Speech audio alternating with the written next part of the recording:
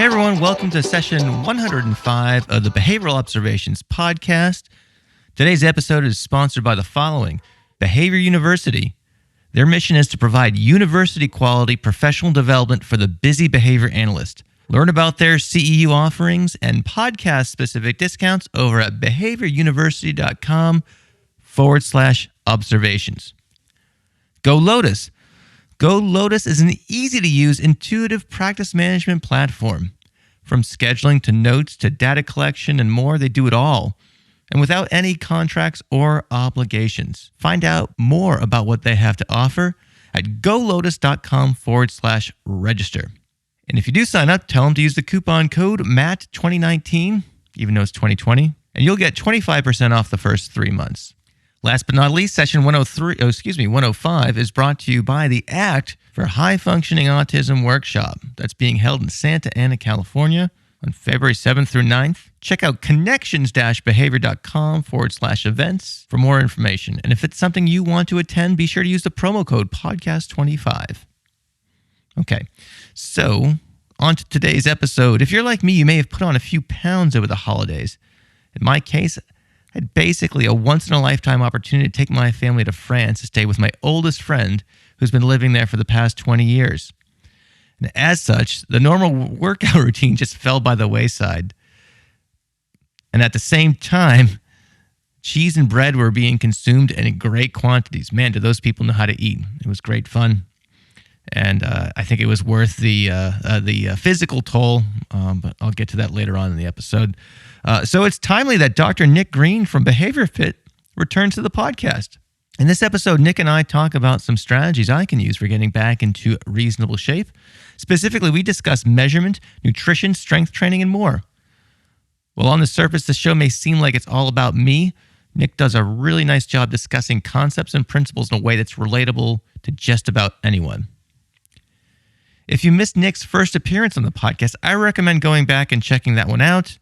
Better yet, if you're not familiar with him, go to his awesome blog, behaviorfit.com. Follow him on Instagram at behaviorfit, or listen to his podcast, Behavior Fit Radio. And I'll have all these links in today's show notes too, as well as all the other stuff that we talk about during the episode. Okay, one last thing before we get to the interview. On April 2nd and 3rd of 2020, the Verbal Behavior Conference will be going down in Austin, Texas. This event will feature speakers such as David Palmer, Barbara Esch, Pat McGreevy, Mark Sundberg, and more. They've even asked me to moderate a panel at the end of the first day. So if this sounds like fun to you, go to ctac1.com/podcast, where you can register at a discounted rate. Again, that's CTAC, the numeral 1.com/podcast. And again, I'll have that link in the show notes too. So I hope to see you there in Austin. I am very excited about that. All right, so I think that's it for opening comments. So without any further ado, let's get to this fun conversation with Dr. Nick Green. Welcome to the Behavioral Observations podcast, stimulating talk for today's behavior analysts. Now here's your host, Matt Sikoria. Dr. Nick Green, welcome back to the Behavioral Observations podcast. How you doing, man? Thank you. Yeah, it's got a nice little ring to it. It's the first time I've been introduced that way in a long time, so I really appreciate it. Yeah, I'm happy to be back chatting with you, giving you updates, and how are you doing? I'm doing great. And it's the show we meant to do last January, and life got in the way. Yeah. So Yeah, I got tied up with finishing school and raising my first child, and things happen. So I'm glad we're back. Yeah, same here. And so let's start by talking about what's new with you since you've last been on the show. Obviously, we're referring to you as the Dr. Nick Green. Obviously there's that. You've moved, you've done a lot of cool things. So just kind of bring us up to speed with what's going on with Nick, and then we'll kind of get into some of the other things we plan to talk about. Sure thing. Yeah. So I was looking back at that episode we did, and the last time we recorded was back in March of 2018. Wow. And so, it's it's January of 2020 when we're recording. Time flies. Yeah. Even though you and I, we saw each other at HABA back at Hoosier ABA, just over a year ago. But since then, over 2019, I did graduate. Yeah, so I finished up with my PhD in behavior analysis at the prestigious University of Florida behavior analysis program there. So that was a great time, of course. I really enjoyed my time there. It flew by. 4 years doesn't sound like it, but yeah, graduated in May. I spent some time over the summer working in an adjunct faculty position, actually in the College of Public Health and Health Professions, which was down the hill from the psych building at UF. But yeah, I had a nice opportunity to work as basically like a wellness program clinician, where I helped develop some wellness program for the employees there. So I did that over the summer, and then my family and I are from Indiana, and so we moved back to Indiana to be closer to family and friends. And so I got a nice position at an ABA company where I'm largely an internal, like OBM, organizational behavior management consultant. And so we've been back here in Indianapolis, since September of 2019. Awesome. So how has that transition been to, working for so you had this kind of non-traditional, I guess, research track as it relates to behavior analysis. And even though you're doing more OBM stuff and not direct clinical work, how has that transition been back in, at least for lack of a better word, closer to the mainstream of standard ABA practice? So I definitely, I have really fixed office, work hours. So that's kind of new. When you're a grad student, it's pretty much whenever the work gets done, that's when it needs to get done. But it's been nice to kind of have a break, to focus on, okay, here we go, Monday through Friday. I can take weekends off, which feels really nice. But yeah, it's a bit of a transition from, a lot going on with going from school to living in, a new state, all those life transitions that happen. But yeah, my role, the company I work for is great. And so I have a lot of flexibility. So the day-to-day isn't too different because I have a lot of freedom and independence. So I appreciate that. So, but yeah, it is a big transition, and it's been a nice respite from the day-to-day grind of a graduate student. Very cool. All right. So I guess we should talk about the original impetus to have this show going, jumping in the time machine of about a year ago. You and I were talking about, like having a show about New Year's. I don't want to say the R word, but I don't think we said resolution per se, but I don't know. It's obviously a good time for people to take stock in terms of what's going on with their lives, and everyone's kind of contemplative about making improvements and things like that, whether you want to call them resolutions or not. I don't think I've ever really made a resolution per se. I just bristle at the term. That's just me.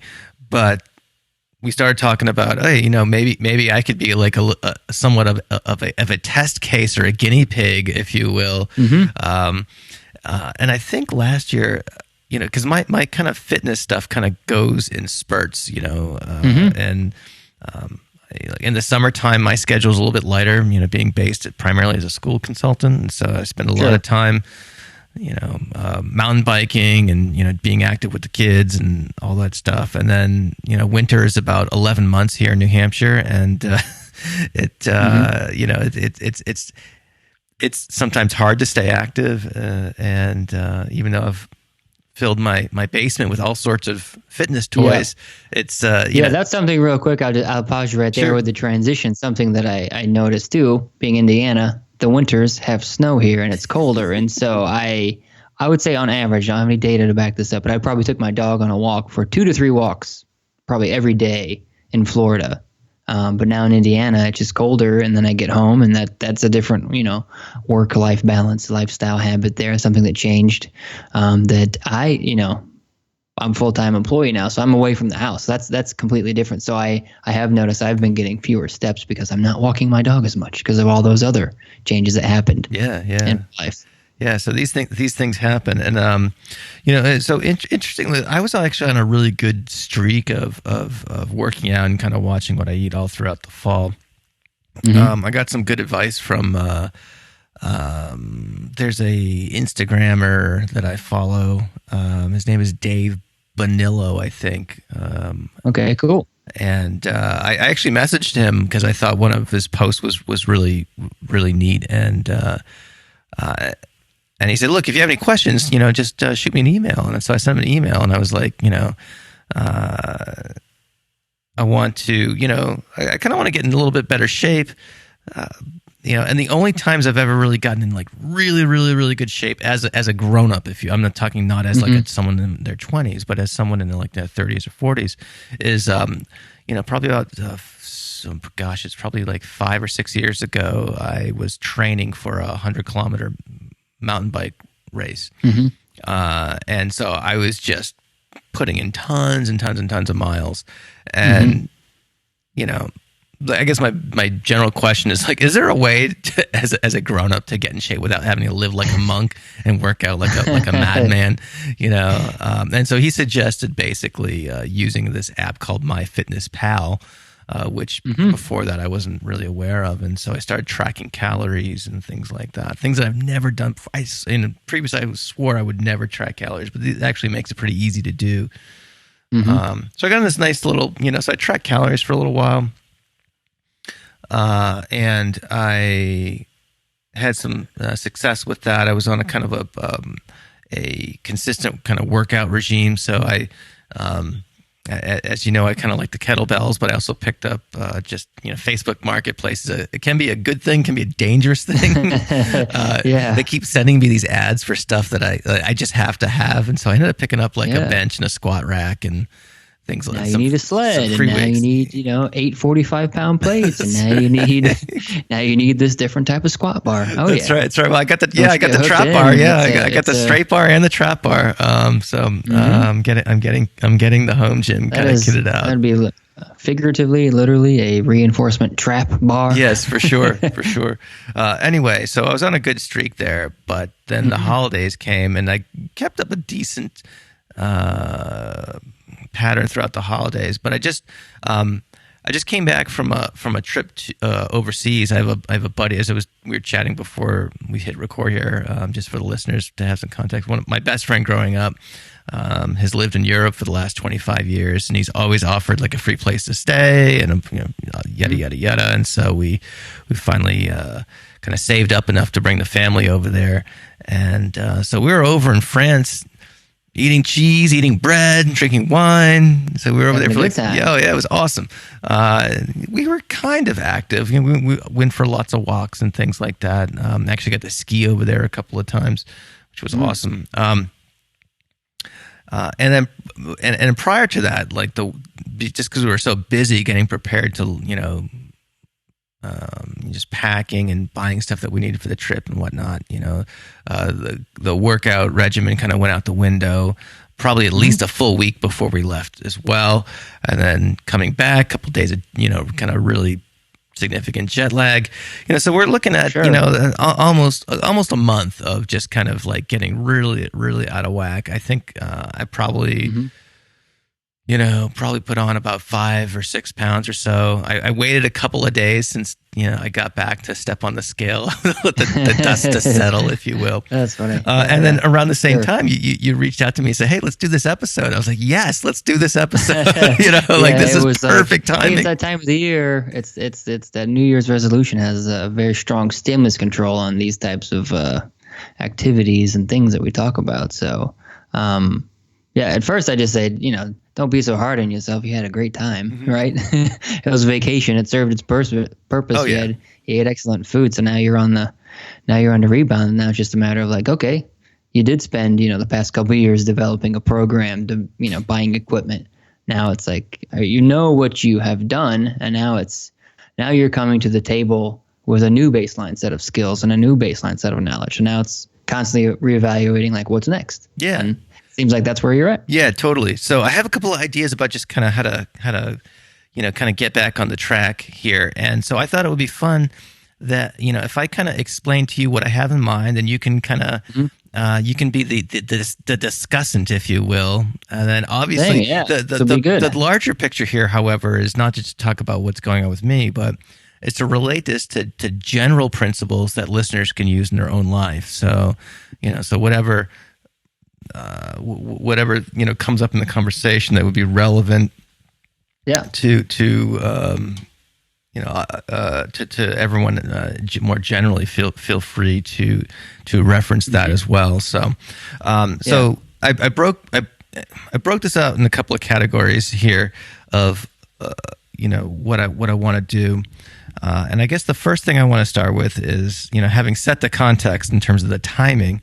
And it's just funny because this could have happened any time. It just so happens that it fell around the start of the year. So, right. But here we are. So I guess one of the things I want to talk about first is just kind of like the big picture, general or principles. Is one is I've been,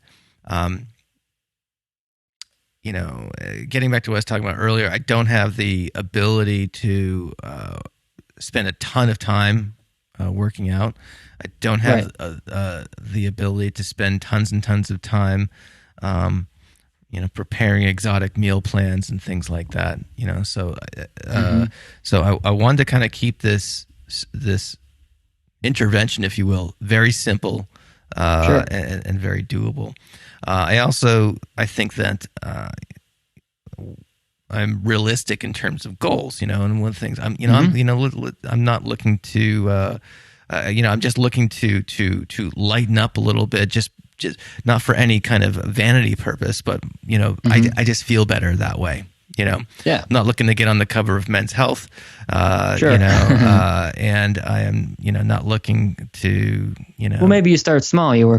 You're in New Hampshire, right? Yeah. You get on the cover of New Hampshire Health, and then you get on, the Northeast Health, and then you work up to national. So you're starting a little too big there, man. You just gotta scale back those goals a little bit. Yeah. What would the cover of New Hampshire Health look like? That'd be a fun kind of caption. What city do you live in? That's right. If someone ice fishing or something like that, someone in a Bob house drinking a beer.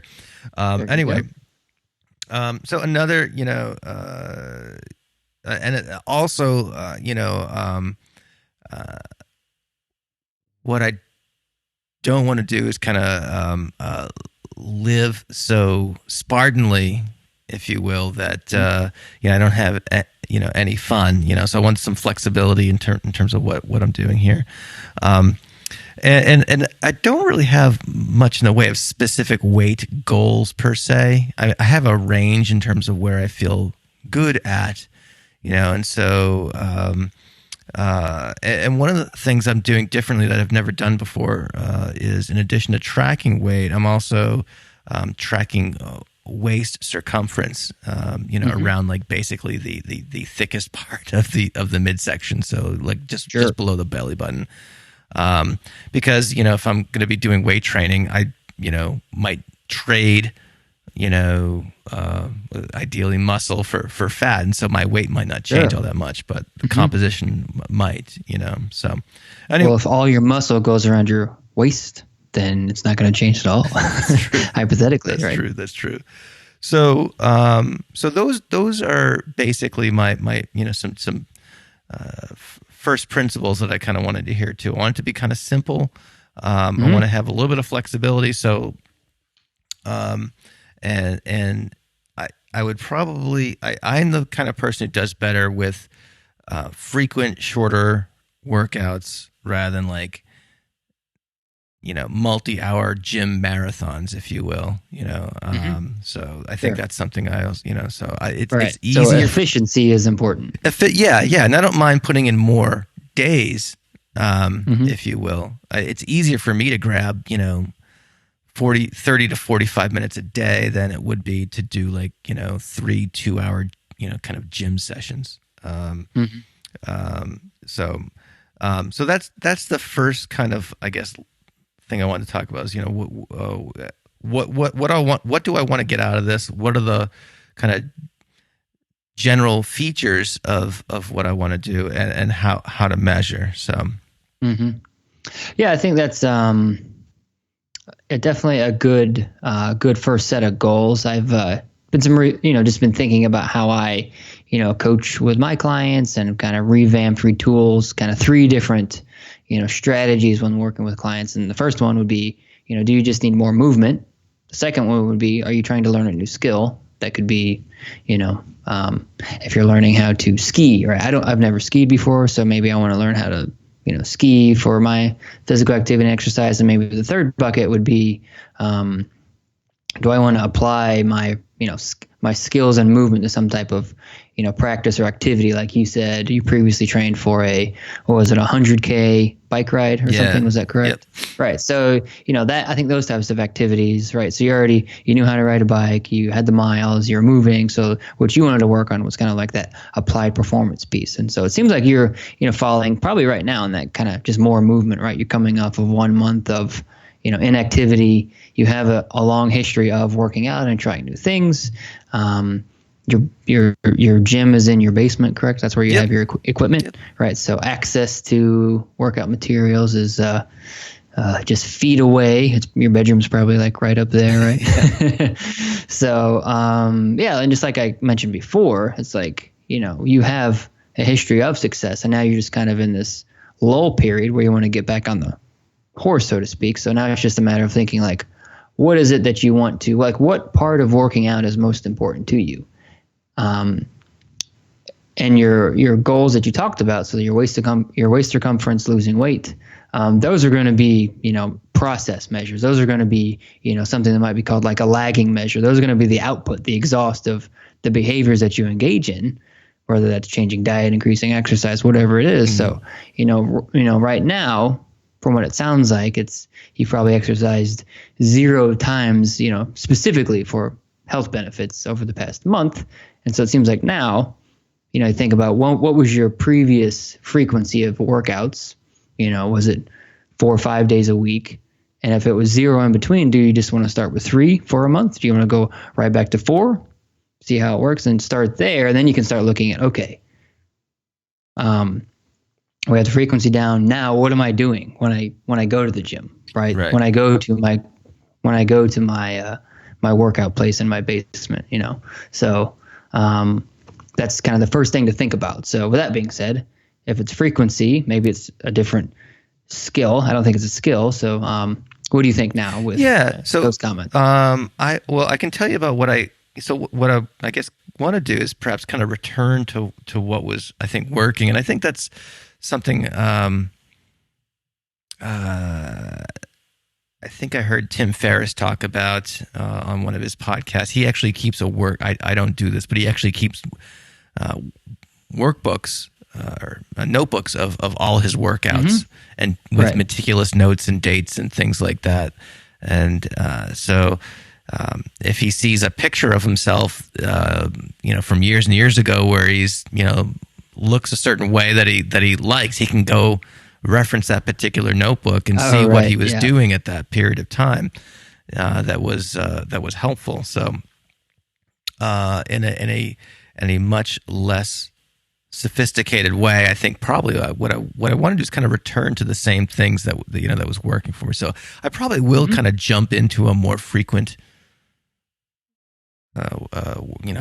frequency of working out per week, and I would probably just keep things light so as not to, get super sore right away, and then just have this turn into some aversive experience. There'll be some of that's going to come naturally, but and this kind of maps on to like when I start working with a client that let's say somebody that just starting blank slate, has no consistent workout history. You want to start with setting time to 2 to 3 days a week. You're doing something related to your health and exercise and physical activity. You start there, right? And then we start adding an additional measure. So recently, with the client I just spoke with today, going on, I think this was back in September when we started, we were like, okay, we're going to start with 2 to 3 times. We're going to figure out the time. There's more involved with this, but just for this conversation's sake, we looked at, okay, let's look at your step counts. We're going to go on purposeful walks 3 days a week, see what happens. Step counts didn't budge. I was like, okay, well, that didn't work, so we need to change something. And simple measures for her were just step counts and how many walks that we took specifically, like each week. And then she eventually found an activity, an organized group fitness class that she liked. She did that, and then it became, okay, we started measuring visits, right? So then now you can see shaping happening where we're just changing one thing at a time while measuring one thing at a time. We eventually, modified things over the months, but we started measuring frequency of, gym attendance. And then we track the steps. Okay, things weren't changing. Okay, we need to change our intervention. Then we looked at, okay, you're at the gym. Okay, now I can start playing around with, okay, now we're in the gym for an hour and we're seeing the intensity minutes, which is, a heart rate based measure that is in a lot of the wearables, right? Apple Watches, Garmin's, Fitbits, all those things. So now we can start looking at that. And it's like, okay, now you're at the gym.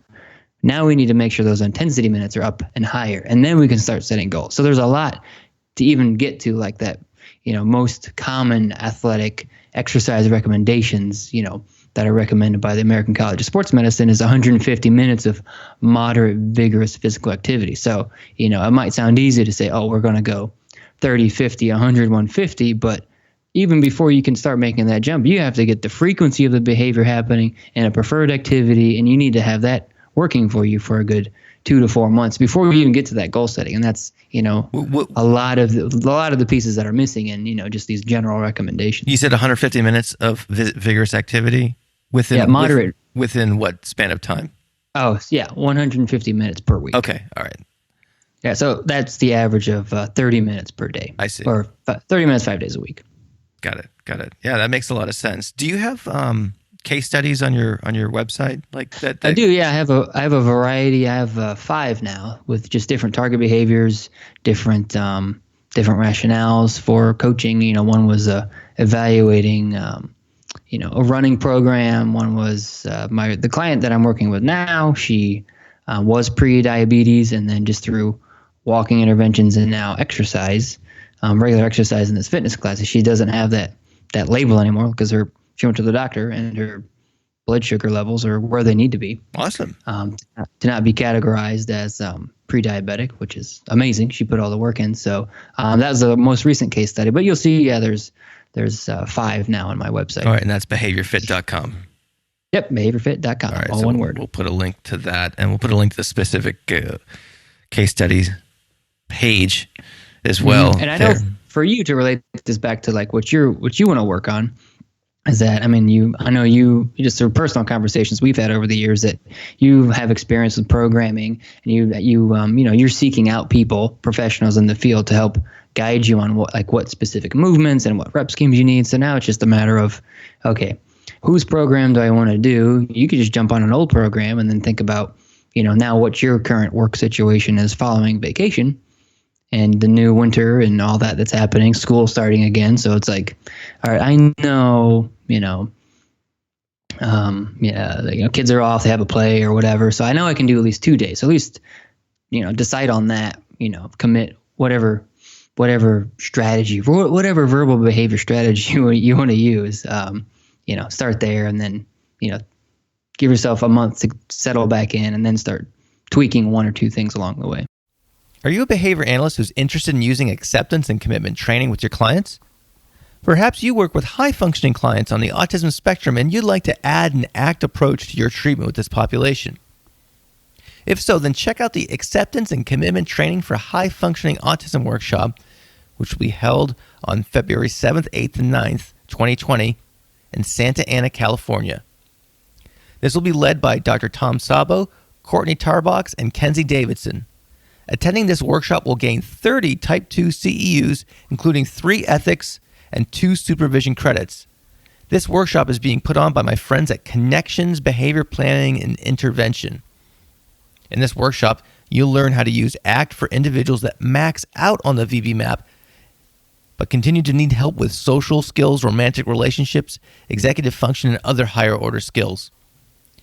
You'll develop fluency with key ACT strategies, including techniques for helping learners self-monitor and collect data on their use of ACT interventions.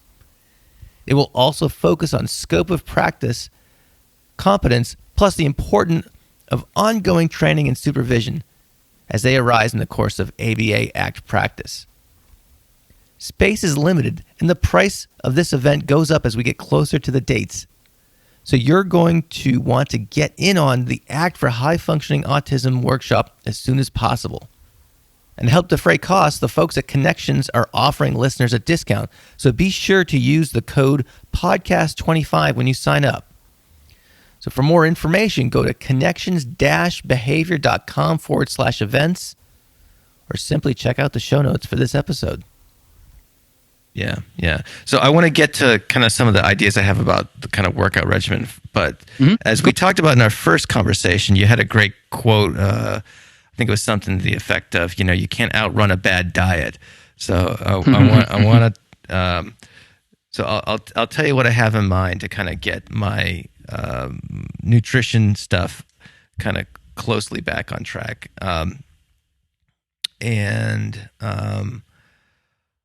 Let's see so the general ideas that I have for this, and again, this is kind of going back to stuff that I've found that's worked in the past. So I'll tell you what I have in mind. So I know what I'm not good at, and what I'm not good at is kind of eating patterns. I was going to say diet, but I hate that word too. It's almost up there with resolution. But eating patterns that are very rigid and restrictive, and so like, would it be great to do like a pure, paleo or something like that? Yeah, that would be great. But at the end of the day, I've got 3 kids. I've got so the family they may not necessarily eat the same way I eat. So it's not realistic to make like 3 different things based on people's, various family members' individual preferences or nutritional needs or what have you. Or at least that doesn't work for me. I know some people do that, but I'm not. But my general, I guess, ideas here, general goals are to limit, not necessarily avoid, but just limit access to things like, in other words, be somewhat smart. In other words, not eating a lot of, carby snacks, bread, ice cream, just the kind of no-brainers, if you will, especially things like sweets. Fortunately, I have more of a savory as opposed to a sweet tooth. So I'm happy with, that I don't really need sweets in my life. Unfortunately, I have a household of people that are the opposite. So they're around,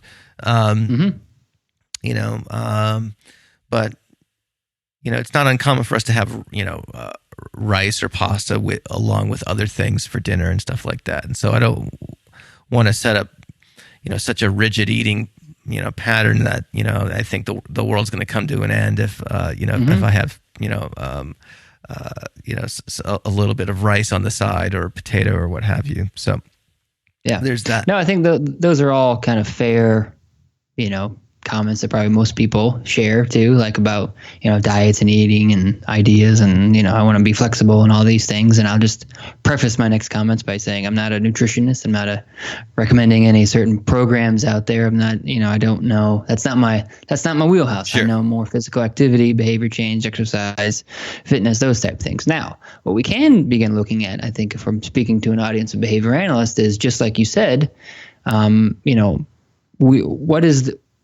there's a couple of things that come to mind right away that you want to possibly eliminate, reduce, or replace, right? So if it is breads and sweets, and, I try to take a simple, pragmatic approach. And if you feel that, loosely speaking here, that you're probably eating too many, desserts during the week, or if you're maybe having too many beers, then not you personally, but if you're just having too many alcoholic drinks, I think it just came up from, you and I had some good That's right. Yeah, we've hoisted a few for sure. Yeah. So it's like, if that's something that you think, needs to be adjusted, I think we just take a very basic applied approach to, okay, let's take baseline for a week and decide and say, okay, I want to reduce my starchy sweets or whatever it is. I know I always eat rice on the side. So just measure it. And if that's, if let's say rice is a common staple in your family, then just buy a scale, measure the rice. Then the next week, cut the rice in half while, just do that for a couple weeks. And I think that's the hardest thing. So we want to take an experimental approach to this.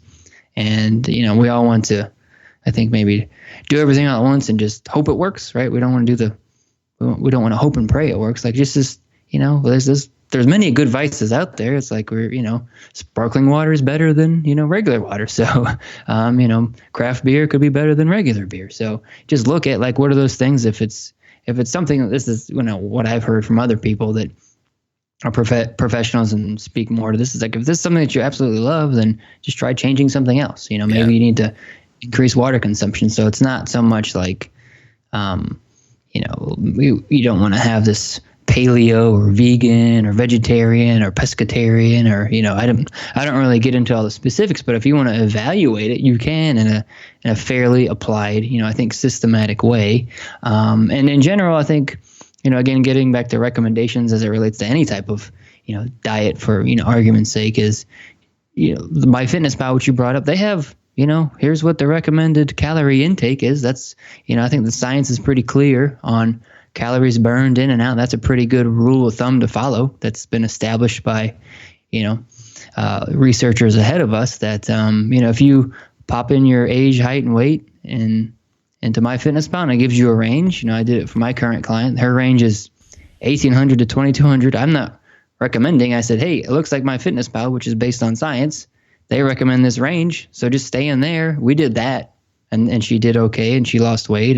But I didn't tell her to eat more or less of one thing. I said, keep in your calories, work on the activity, and we'll go from there. Yeah, so. I'm glad you mentioned that, because I was going to bring that up, and I think that is something that was a little bit of a game changer. And again, I got that from Dave Bonillo, and he, it's funny. He's a very pragmatic guy, and he actually did this thing for, I forget what month it was, but he did like this thing, like 30 days of drinking.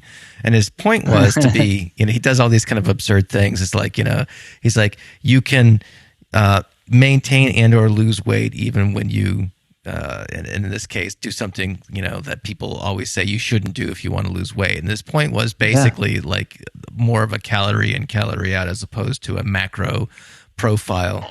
Yeah, and so, sounds like he's taking a functional approach. Yeah, well, basically what he did is he measured his calorie intake and incorporated the calories with whatever he happened to be drinking at the time to stay within the that window that was churned out by putting your height and weight and age data into MyFitnessPal, or I forget. I don't know if he was using that. He might have been using something else, but it was really funny, because it was just such a funny way to prove a point, basically.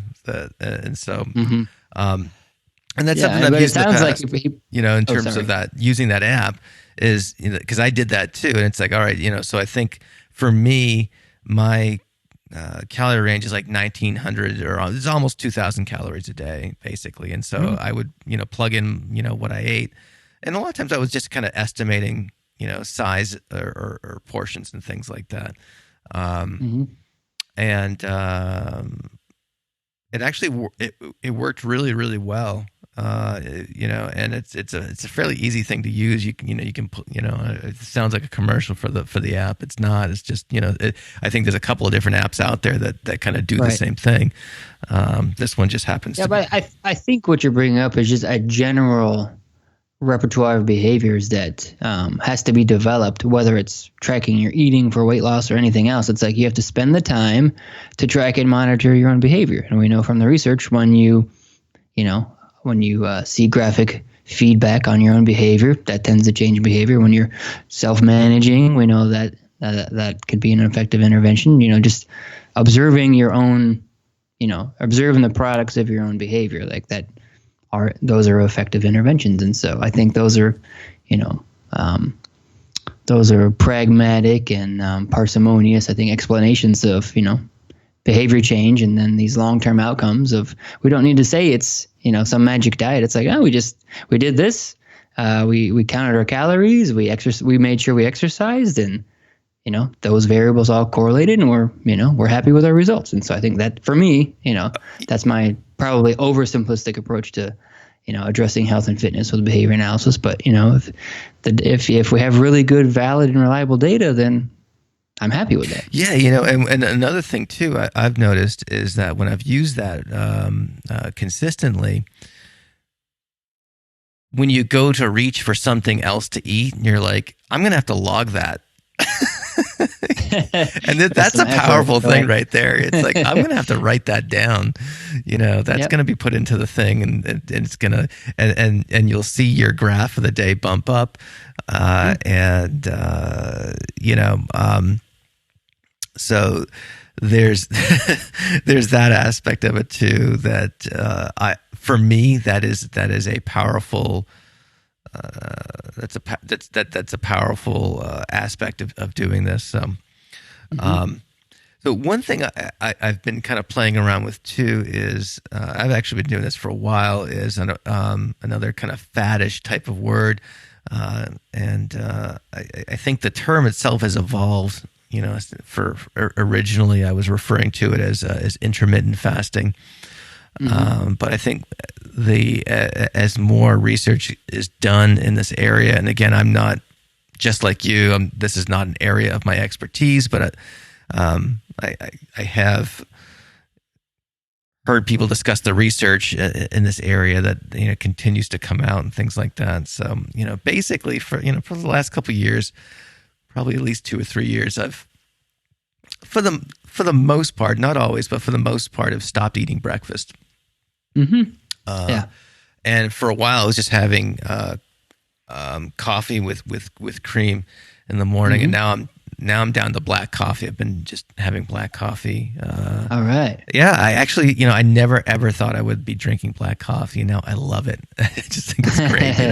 It's the same thing happened to me when I decided to remove a lot of the added sugar out of my diet. Again, not a recommendation for everybody, other than if you follow the American Heart Association that having more than 24 grams added sugar a day, then by all means follow that recommendation. But just in general, just having all that refined sugar out of the coffee, out of all the teas and soft drinks, things like that. Don't drink those anymore. But it's just amazing when you just kind of understand some basic physiological principles of not having so much sugar in your blood, how you just feel better all the time. Yeah, definitely.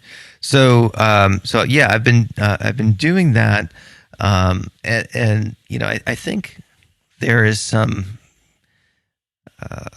I think people ascribe some kind of magical properties to eating like that, and I think for me, I think I don't think there's anything magical about time-restricted feeding, which is what I prefer to call it, which I think is what is more accurate in terms of what the literature refers to it as, because basically, you're just changing the time, times at which you eat, not necessarily changing how much you eat, although that is probably the outcome of it, though. And I think that's probably what has helped me, lose some weight in the past, is that, when you reduce your meals from 3 to 2, and occasionally I'll do one meal a day,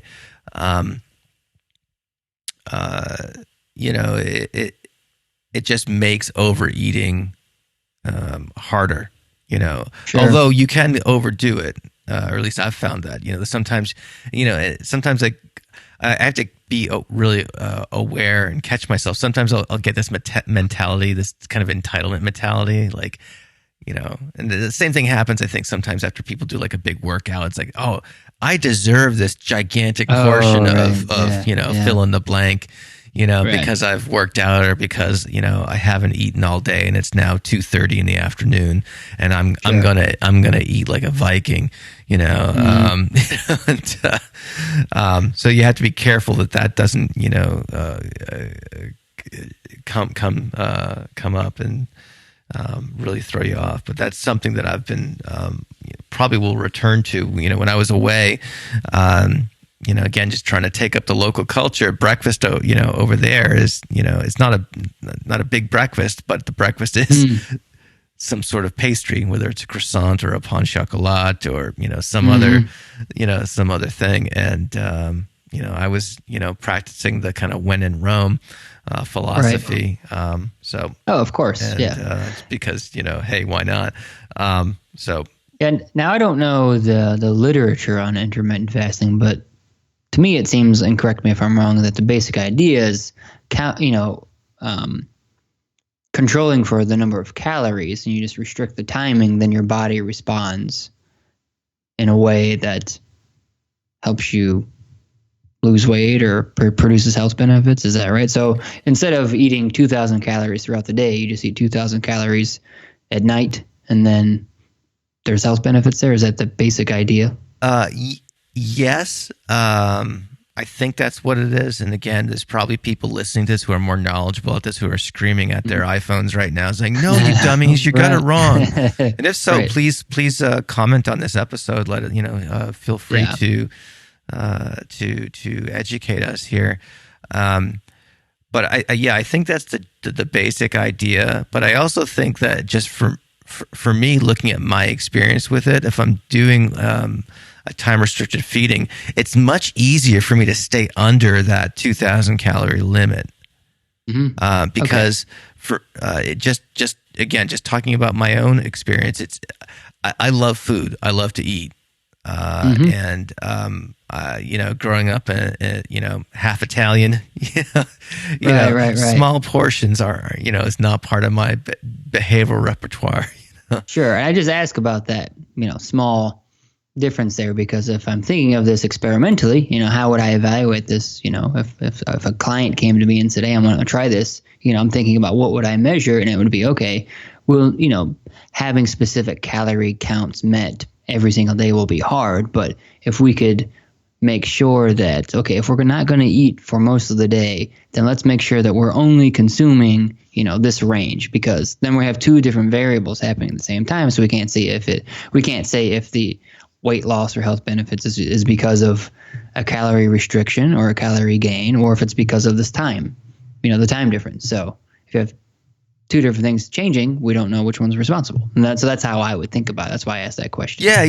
And I think, again, I think people ascribe kind of magical properties to this type of process, because if you ate 5,000 calories, if you just had dinner, but your dinner was 5,000 calories, well, you're likely you're going to gain weight. Yeah, right, exactly. So that's the point. So it's like, okay, I didn't eat all day, but when I ate at midnight, I ate 5 cakes, 5,000 calories, and intermittent fasting didn't work for me. I was like, well, what was the variable that probably moved was you ate too many calories at the wrong time, and holding exercise constant, all those things. So it's this is just how our little behavior analyst brains think, right? Well, it's funny, Nick. I think you're onto something, because when you look at the and I don't know if there's people doing this work or not, but when you hear about these kind of nutritional intervention studies, or even exercise, let's say someone's doing research on high intensity interval training, right?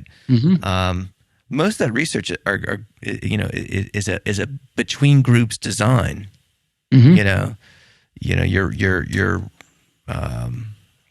randomized group, type of control and experimental group stuff. Wouldn't it be, and I always think about when I hear about those studies, it's like, wouldn't that be cool to do in a within subjects design that, that we're familiar with? Obviously people outside of our little single subject world, kind of just understand the traditional research design arrangement, but wouldn't that be cool to have some cool, kind of multiple baseline with a group, with a cohort of a half a dozen people, to measure the effectiveness of the high intensity training, or whatever the independent variable happens to be, whether it's time restricted feeding or what have you, So I always imagine what and I don't know if there's anyone doing that type of work with a behavior analytic background who could bring our kind of research methods to bear on that. Jim Moore did the Olympic lifting study, so that was more of a just a task analysis to see what the best way to teach those lifts were. That's the closest literature, or that's the literature that's closest, I think, to what we're talking about. But again, right, with still the point about the nutrition, the point about these group studies is that we can't say with confidence that something did or did not work if more than one variable is changing. So, are you in need of continuing education? Well, Behavior University is a BACB approved continuing ed provider, and their mission is to provide university quality courses and ABA for new and experienced professionals alike. Their live webinars generally have a limited number of attendees so that the learning experience is highly interactive. And if you can't make the live events, these webinars are recorded and available in Behavior University's CEU library for later viewing. Behavior University also has a 40-hour RBT training. This self-paced course uses a combination of visual presentation, audio lectures, and live video models to teach all areas of the RBT task list. The course is accessible anytime and from anywhere. So if you'd like to learn more, head on over to behavioruniversity.com/observations, where you'll find a 10% discount for podcast listeners. Again, that's behavioruniversity.com/observations, and thanks for checking them out. So I'll say one more thing about kind of the approach I have in mind here too. And again, this is harkening back to stuff that I've tried in the past that I think has been helpful. Is to look at calories and not just in terms of a singular day, because again, I live in the real world. Mm-hmm. If I go to a,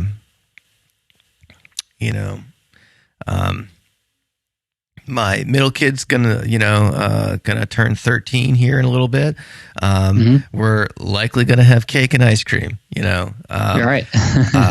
You brought up the B word earlier, and all my circle of friends were all craft beer nerds.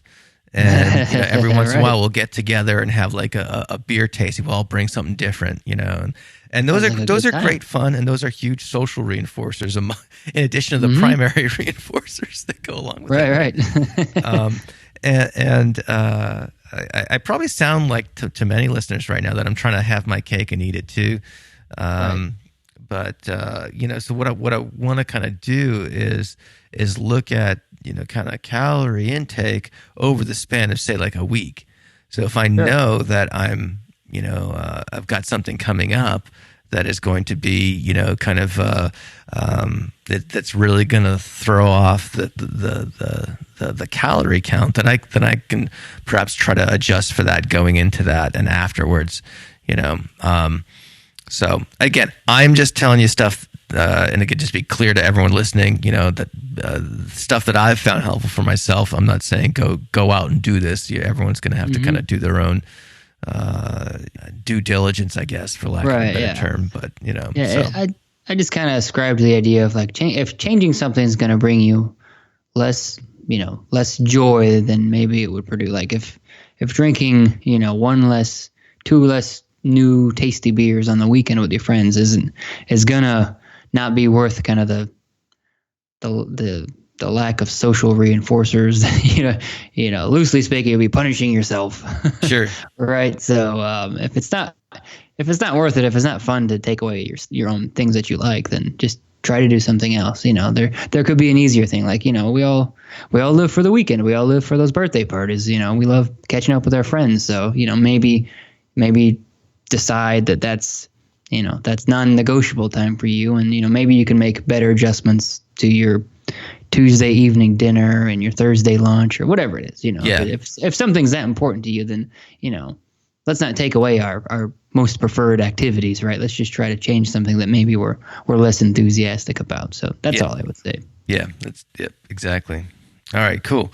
All right, so let's talk about kind of workout strategies. So again, I've got these kind of new toys, or newish toys, and so I've really come to enjoy strength training. More generally, being strong is fun. Yeah, and also, it obviously confers health benefits, but it also is I don't know, as I get older, I'm 45 right now, and just being strong is also, especially walking around here in New Hampshire, you slip and fall on an icy sidewalk. Being strong is helpful under those circumstances. Yes, very much so. Yeah. It can prevent injury. Right. It can prevent, all sorts of things. So it's not for me. It has nothing to do with whatever the vanity of being muscular, Right. is could potentially be. It's more about, these things, perhaps confer a protective benefit. And one of the things is, what's it called? Are you familiar with the podcast, The Drive, with Dr. Peter Attia? Not the podcast, but I've heard of Peter Attia. Yeah. So he's got an awesome podcast called The Drive, and on it he talks about. So for those who aren't familiar with Peter Attia, he's a doctor, and he kind of specializes in longevity and all sorts of other things, and he's a bit of a self-experimenter as well, and has done all sorts of crazy things like long distance swimming, and he goes on these like epic 7-day water only fasts, things like that, and again, things I would never ever do, but he talks about them, and he's also a wicked data nerd. Like he always wears he wears one of those continuous glucose monitors. Oh, okay. Actually, I think maybe he was a researcher that I heard on a podcast that their point was about how people have different physiological responses to like glucose and bread. And so like he and his wife, just as an example, would eat a piece of bread and sample their blood sugar right away with controlling everything else. And his wife was fine, but he would have all kinds of problems. I think it was him. Yeah, that sounds like something he would do. Yeah, like his blood sugar would spike in response to that, or his insulin or whatever. And so anyway, so he talks about wanting to what he wants to be able to do at like 80 or 90 years old. And he has the I think he calls it the octogenarian Olympics of these tasks. I've heard about those. Yeah. So what are the capabilities? What are the capabilities that he wants to have when he's that old? And it's funny, and it all comes back to doing weight training now. To be prepared to do these things then. I just have to pause you for an idea. Sure. So if you had, so how long have you currently been on your strength training program? Off and on the past, 4 or 5 years? Well, with the kettlebells, yeah, definitely. I've been definitely working with those for a while. The barbell has probably been something I've started in the last, I want to say, 6 months or so. Okay, so I'll give you a 4 years at most, right? So think about this, like as far as like perspective, right?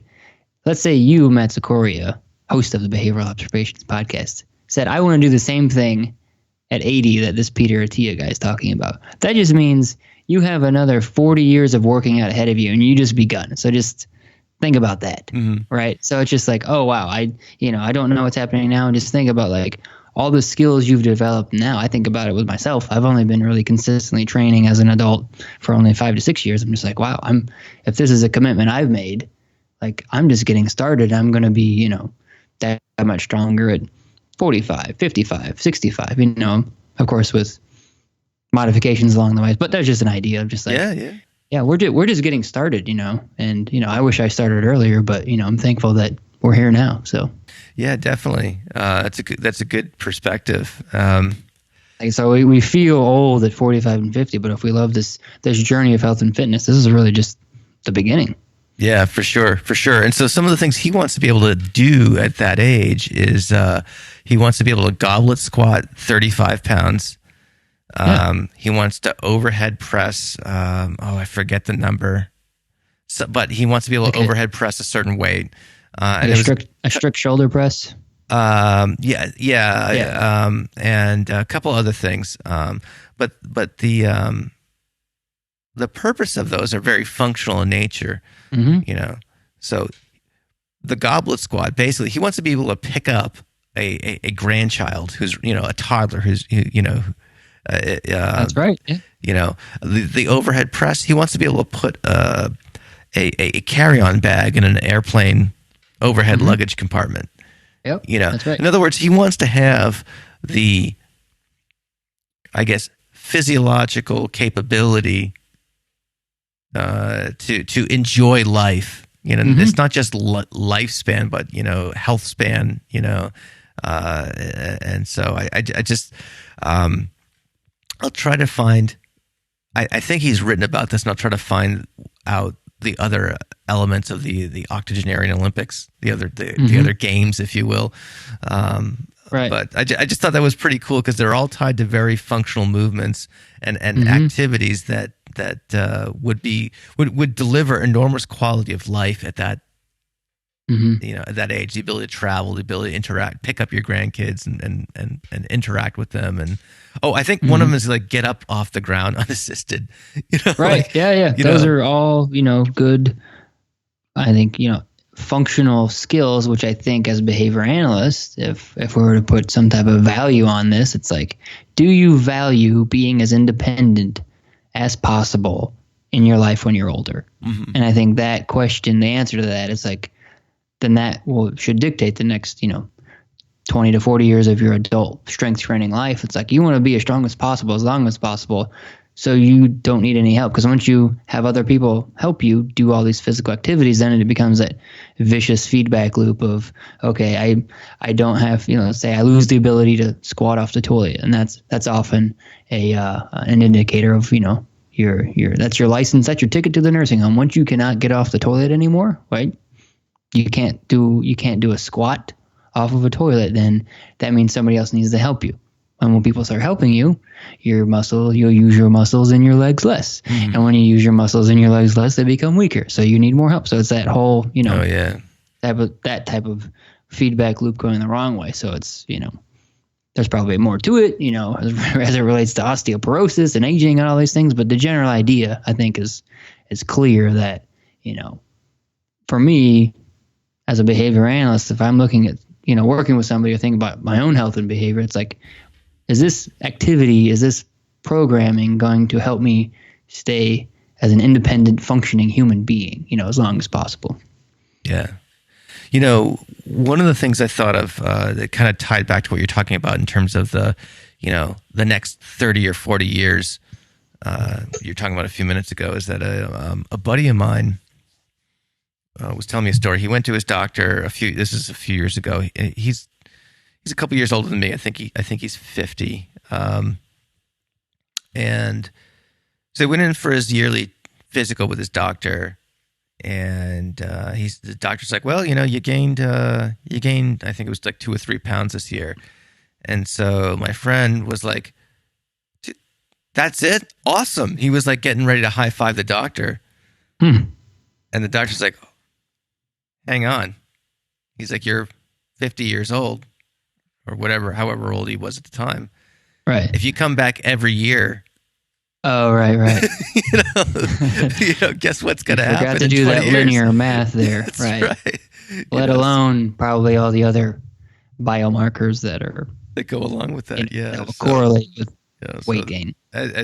So again, just another I guess thing to think about in terms of looking out in terms of a long range view of longevity. So, and I think that taps into just a couple of general areas too of just thinking about like what it is that we're responding to when it comes to, okay, I'm going to follow these guidelines, and something like I said, the 150 minutes of cardiovascular activity, the moderate vigorous activity. So we know that one, right? So that comes down to just take a 30-minute jog 5 times a week, or 10,000 steps, right? A lot of people know that with Fitbit. So that's just promoting that general activity, but that does not assess or account for these functional movements we're talking about. Yes, I can walk. So I got good heart health, but then, if we're not continually strength training, right? I think everybody should do some form of strength training. Then we don't know how well people can goblet squat. Like Peter Attia wants to do 85, right? That's important. Like I want to be able to pick up my grandkids, right? Or, I'm not trying to pick on people who just walk all day or run, but that's just general idea. Like, okay, we know I can check the box. That's it, doc. I did 150 minutes, but they don't know if we can back squat with good form. They don't know if we can do a good push-up and keep our shoulders in good position, things like that. So it's always this continual balance of, it's hard to measure behavior It's hard to give good feedback on behavior. It's hard to change behavior. But now we need to now think about that next level of, okay, these are our initial metrics. Now, what else do we need to consider when it comes to functional, independent living? Yeah, definitely. Yeah, and so again, that's where I've really enjoyed, kind of playing around with the, I think the kettlebells were like the gateway drug to, other forms. Did you catch up Pavel's last episode on Joe Rogan? I did. Yeah, that was I had never listened to Pavel speak, uninterrupted like that, and it was very good. Yeah. So why don't you tell us people who Pavel Tsatsouline is?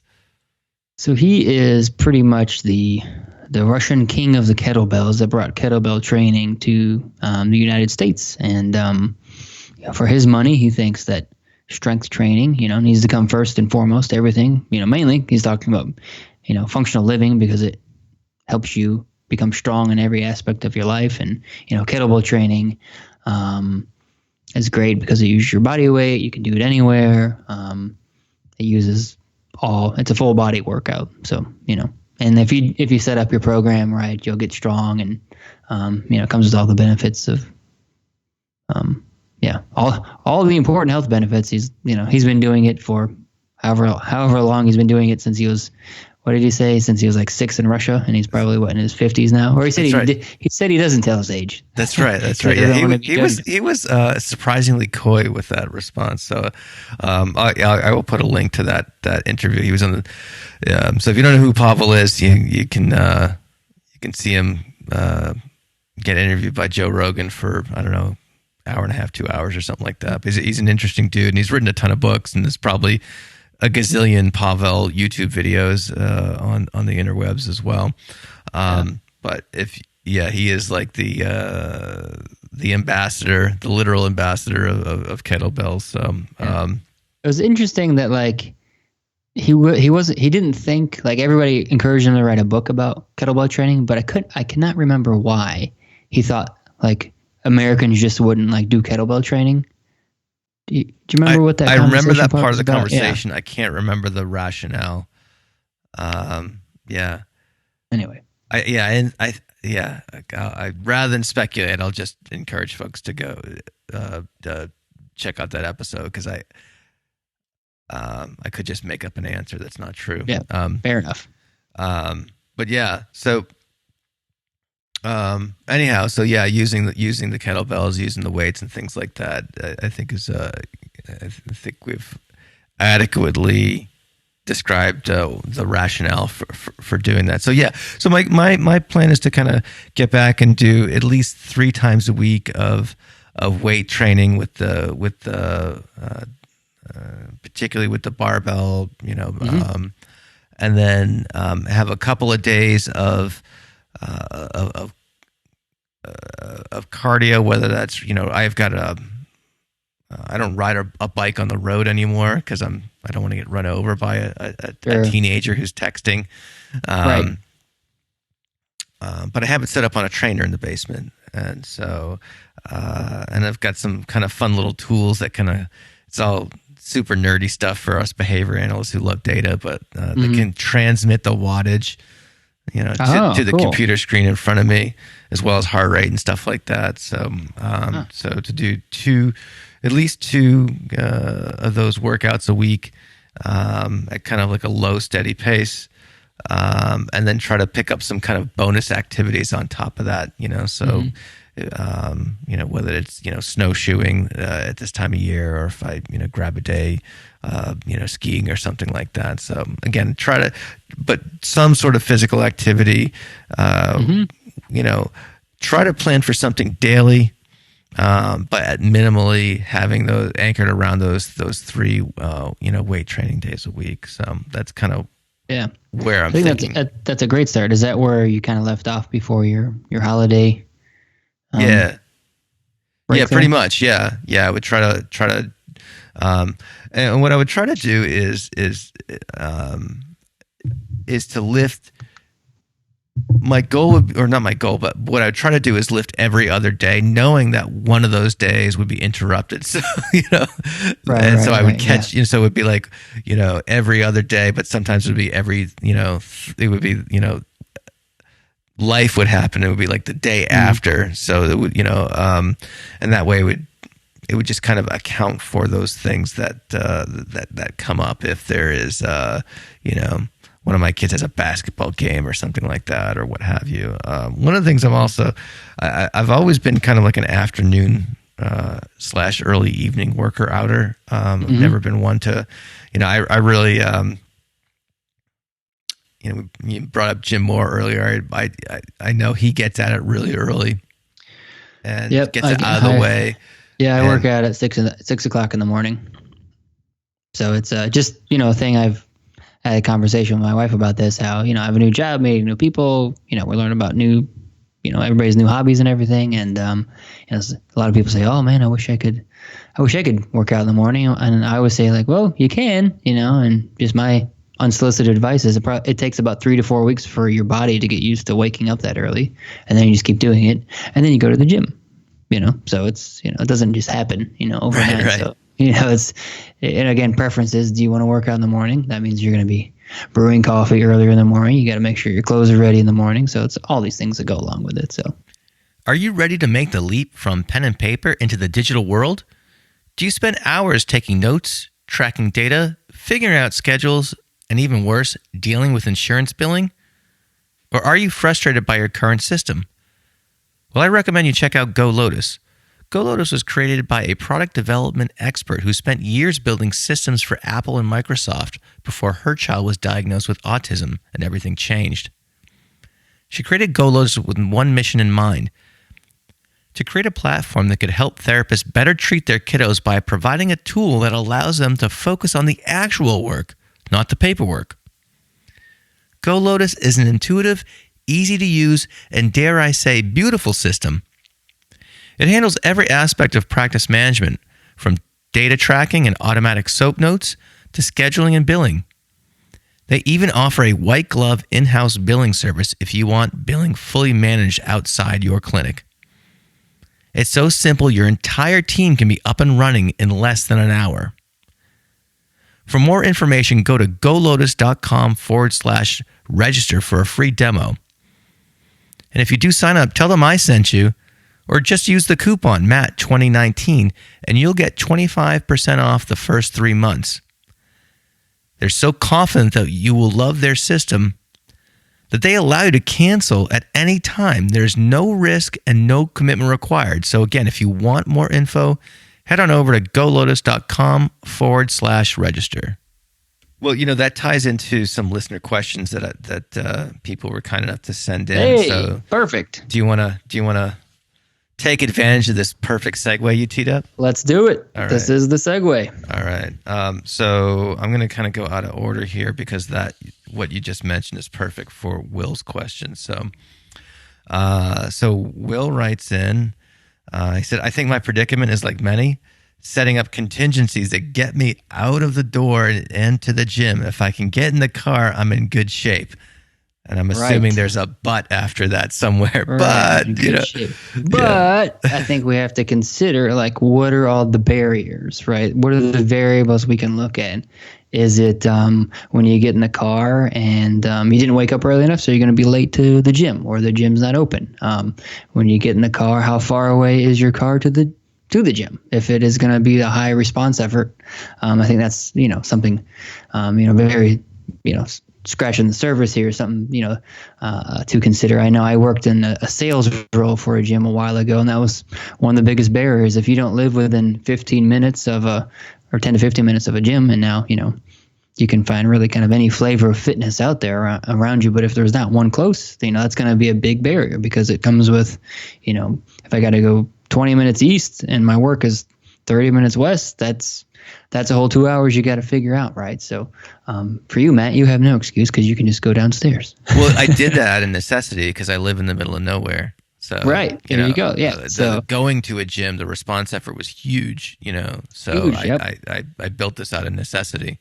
Mm-hmm. Yeah, and then just some of the other variables that we talked about. So, a lot of times, I worked with a client that it had been 10, 15 years since you had been to a gym, and the gym atmosphere the Globo gym atmosphere. We'll just start there. It's got to be just this whole young person Instagram model world where this is what people are doing, taking pictures of themselves working out, which just looks, it's just a totally bizarre atmosphere, which can create intimidation, and you don't know what to do, and you don't want to look, silly, not knowing what you're doing. So you have all these things playing in, and so you think about, okay, if I show up to the gym, do I know what to do? Is there programming available? Do I have the time? Is there enough equipment? I know when I was going to, these Globo gyms, right? So you have, Gold's Gym, Planet Fitness, you have Lifetime Fitness, you have LA Fitness, right? They're all popular gyms. When you go there, 5 o'clock, all the cardio machines are gone. Or taken. It's your cardio day. You're going to wait around for half an hour. So there's all these things.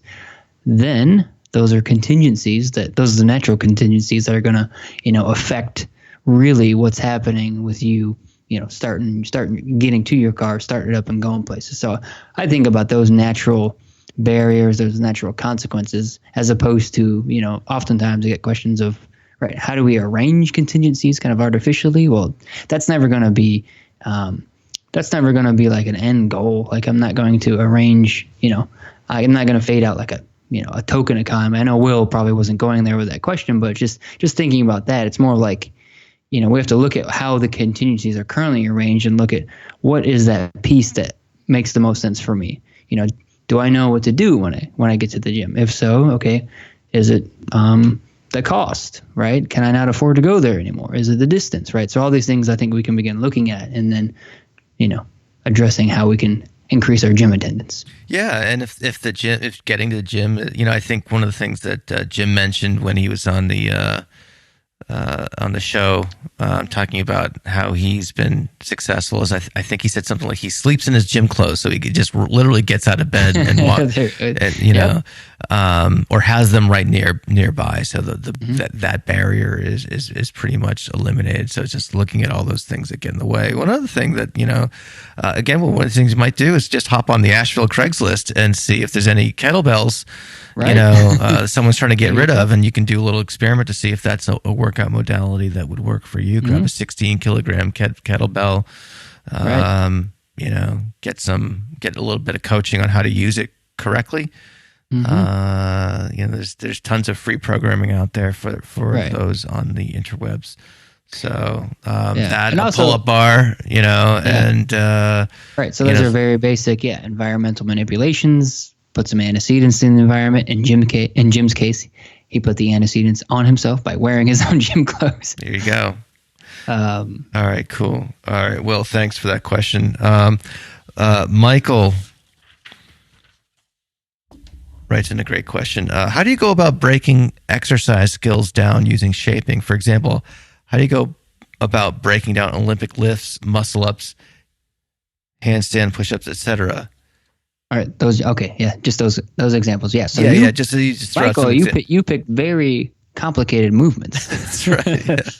So I'd say the snatch is the Olympic lift. The snatch is probably one of the most complicated movements. A ring muscle up with gymnastics rings hanging, from a dead hang to getting on top of the rings.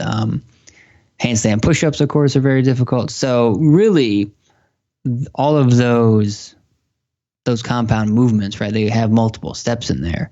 You can break down, like Jim did in his article. You have the setup to the snatch. You have the first pull. You have the second pull. You have the catch. You have standing up.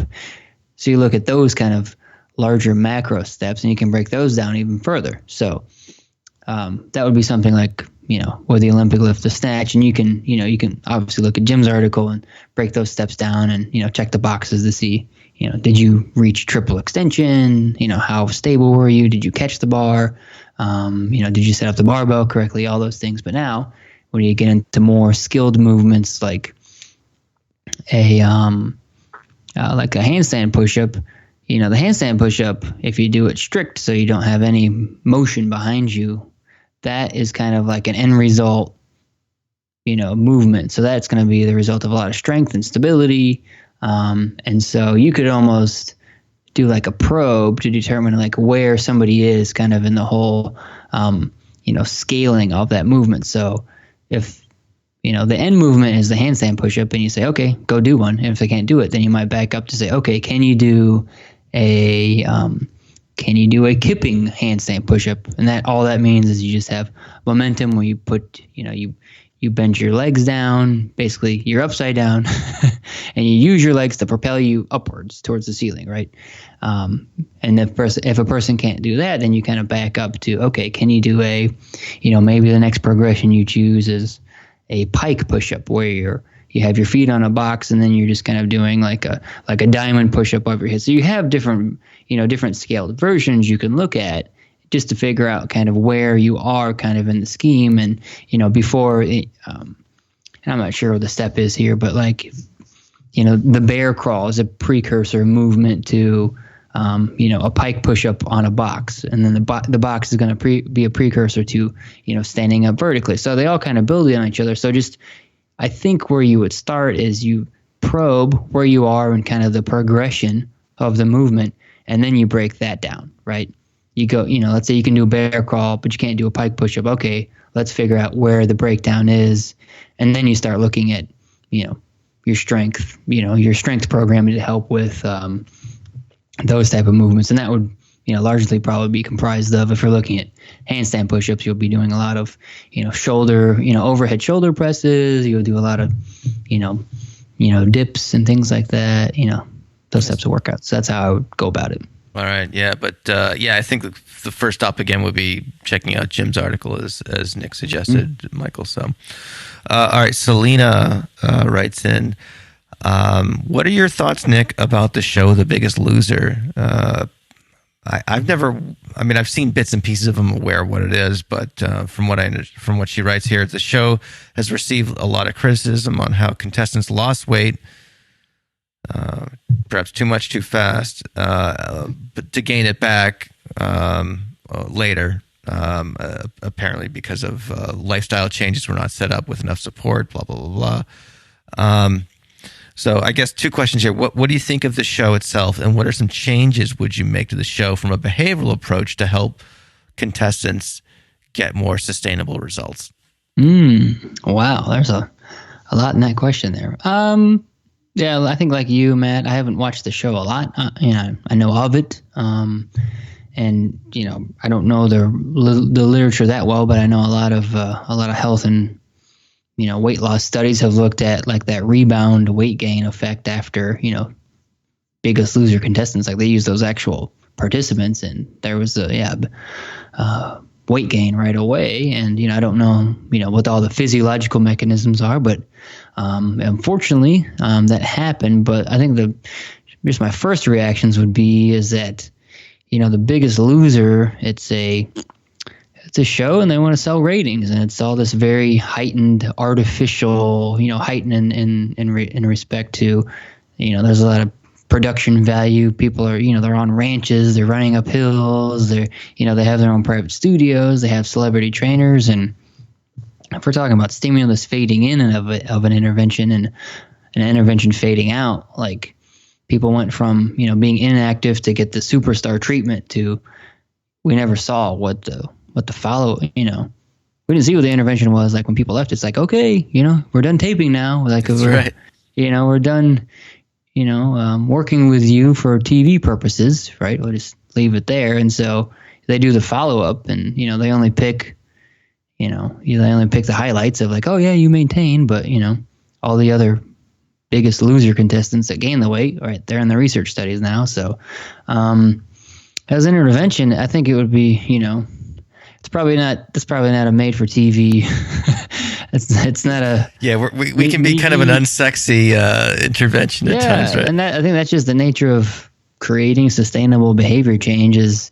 Like the client I referred to, it's like we talk about what we need to change every couple of weeks, and we've been doing that, and that's for the past 9 months, and it's just focusing on a couple aspects of her lifestyle and data, and we give feedback, and it's not me yelling at her, rolling in the grass and flipping tires and all that. And it's not going to sell a lot of ratings. So, so getting back to the intervention, right. It's you got too much of that Midwest nice going on to for that type of show.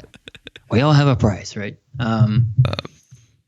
Yeah, I think if I were to change anything to get back to the question, it would be slowly changing, working with preferences versus like, we're going to yell at you. We're going to, again, everything is like changing all at once. It's, and I guess rightly so to speak, is that the folks on the show are morbidly obese, so they need a drastic intervention. And that's what, they're looking for extreme results. And, it's coupled with, cosmetic surgeries and all that, and you. Oh, really? Has that been a part of it? I'm not. I think so. If I remember it correctly, it's, the winners or sponsors, like you lose a bunch of weight, and so you might have excess skin, and so you could get that surgically removed. I think that was a big piece. It wasn't so much that it was like gastric bypass or anything like that. It was like you lost the weight, so you were formerly an obese person with lots of skin, so you had that removed. So so I again, the intervention, I would like to see more of a fading in, fading out, because it's just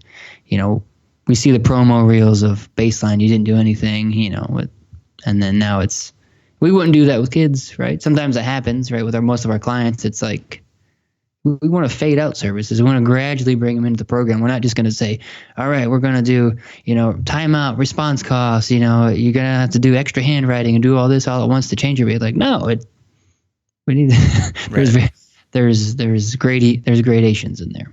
All right, cool. All right, last question here from Kevin. I haven't done much research on it, but Noom claims to be a cognitive behavioral approach to losing weight. What information is there about it truly being grounded in CBT? Are you familiar with Noom? Nope, not at all. All right. Yeah. So from what I've just seen like ads on Facebook and stuff like that. I think it's an app. Really? Okay. And I think so I don't know, Kevin, I'm sorry. We don't know a lot about that.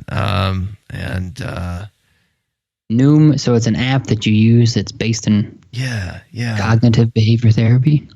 Yeah. Again, this is a situation where probably listeners are like, yeah, it's this. Yeah, it's this. Okay, it says on their homepage, I'm looking at to find out what's possible with Noom psychology-based evaluation. I want to either lose weight for good or get fit for good. So, I think So this is where we need. So speaking of Joe, we've mentioned the Joe Rogan podcast many times. This is where we need that guy Jamie who Googles everything. Right. Yeah. I'm acting as Jamie right now on my computer. Right. I'm doing the same thing with my phone. They have the social indicators. They have clinically proven, British Medical Journal, Nature magazine. They have all the major players: Samsung, Blue Shield, Philips, Aetna. So, it sounds like it has some good social backing and science behind it. I don't know. I know nothing about it other than if I would evaluate the Noom app, I would say track your baseline data with MyFitnessPal calories. Try Noom. Try it without. See what happens. ABA design. Yeah. So I guess one of the things that's related to this is I wanted to bring up before we hopped off here is I think we talked about wearable tech the last time you were on, Fitbits, Apple Watches, etc. Have there been any advances that you've seen with these devices? Do you have devices you recommend or that you've seen work well or anything like that? Or is it pretty much the same as it was the last time we talked about it? Yeah, I'm just going to, it's pretty much from what I've seen the same. Where I think we've probably hit kind of the ceiling in all the different features that can be measured nowadays. But I have an Apple Watch, I have an iPhone. They have a new trends feature on the activity app for the iPhone. However, you need the newer watches to capture this new data. So they have a stand minutes metric, a cardio fitness, walking pace, running pace. Stand minutes. Stand minutes, right? That should be the Nick Green, that's right. Signature model, right? With this. So yeah, I guess I need to hit up Apple to get me a standing minute, capable watch. But so my watch apparently doesn't have the technology to have that, but I'm sure some listeners do have the newer Apple Watches. So you have the trends there so you can see like, what your trend is. However, as a behavior analyst, you're just looking at like a weekly data point, and it's just an up arrow, down arrow. I want to see the line graph, of course, so you can't. It's hard to get. And I touched on how to just get the step data in a tutorial video recently. So I love the technology; it's there, but I haven't seen any really groundbreaking advances. There is a new a wearable that's been around for a couple of years called. I think it's the Zoom band. Let me look at it. Not Noom, but Zoom. Mm-hmm. Have you seen that? Yeah. It's called Whoop. There's one called Whoop or Whoop. something. That's what it is, not Whoop. Yeah, it's supposed to track sleep and heart rate and stuff like that. Yeah, it looks pretty cool. So there's, I know a couple people that, it seems like a couple people that now, friends of mine that have it, and it seems like their algorithms, doesn't have an interface, touchscreen or anything. So it's just, they're really focused on like all the biometric data. So they have an algorithm that calculates like your recovery time and like how much strain you have put on your body. And so basically you want to correlate that metric with, how you're feeling and what, how hard you should push yourself that day, and whether or not you should kind of work out. So you're measuring your recovery. I'm looking at the website now, building strain, and it looks at your sleep. So it factors in your workouts, your sleep, your day-to-day activity, and, it seems like they're onto something neat there. So yeah, I don't know if I would like it because it's all app-based and you can't quickly look at it on your wrist. So that's very you have to have, I think, some specific goals to really capitalize on the data capabilities of that device. Yeah, and you might use that less in real time. You might be looking at things on a longer scale with that, I would imagine, in terms of like heart rate variability and things like that. I think, I would probably not mind that because I don't typically wear a watch. Not typically, I don't wear a watch. And so I don't think that would really, not having a graphic display on it wouldn't really bother me too much. Right. But another one that I've seen people, Peter Attia, I think uses it's called an Aura ring, and it's a ring. It pretty much measures sleep and as well as like a lot of other kind of markers, and you basically just put it on at night, and it measures like the quality of the sleep and that's neat. How much time you spent in different stages and things like that, your latency to fall asleep.